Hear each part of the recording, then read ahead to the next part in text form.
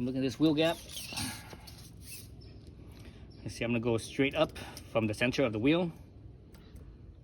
And right now it shows, well, it depends on if I measure on the right side or the left side of the measuring tape, because this thing is, this arch, you know, it's a different spot.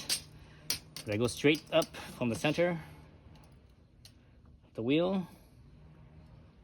On the right side of this side right here, it's measuring 31.25. So 31.25 inches. All right, 31.25. All right, so let's remember that, 31.25. Let's go over to the other side here. Let's go over to the passenger side. This one is measuring,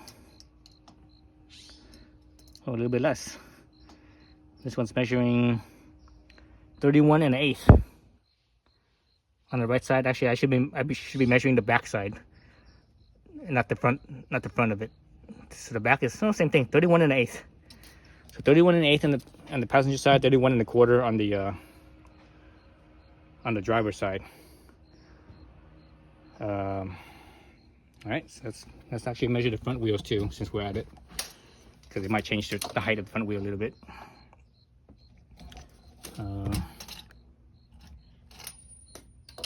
This one's measuring at 31.375. Both the front and rear is the same, 31.375.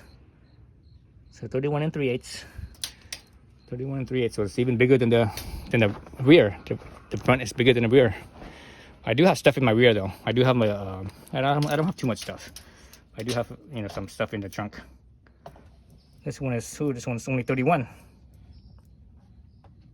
See that? It's only 31.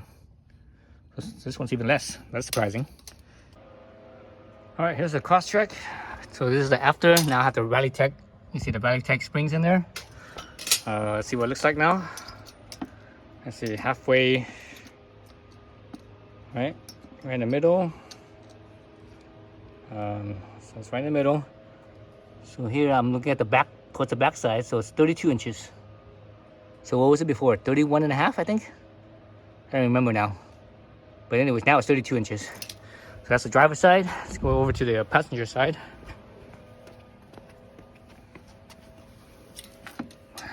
So right in the middle, right in the middle of the top. So basically just under 32 inches. Like 31 7/8 or something like that.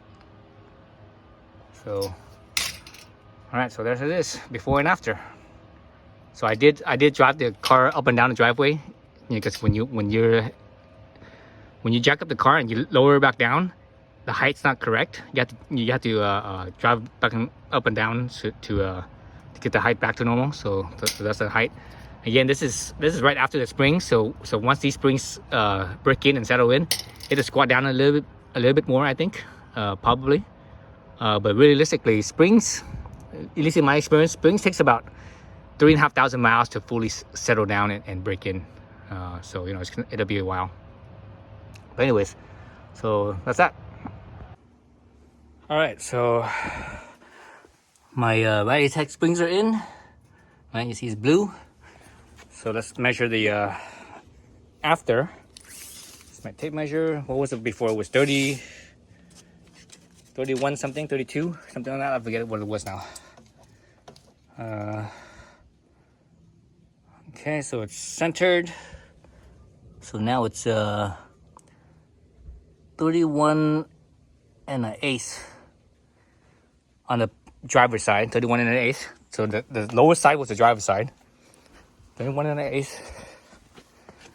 And the passenger side front is, let's see, so you see it's centered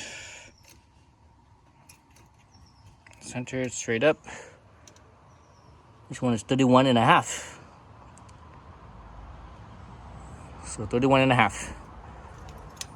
Okay, so springs, you know, I haven't driven it yet. I just drove it up and down the driveway a few times to make sure everything kind of settles in from, you know, when you jack up the car and you drop it down, the height's not correct.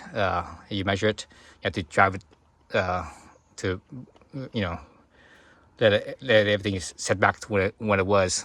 But the springs, you have to drive it for after you do springs, you have to drive for at least a gas tank, if not 2 gas tanks, before you do an alignment. After that, springs actually take about 3,500 miles to break in. So so it's gonna be a while until they break in. But anyways, you see the before and after on the front. All right, that's it.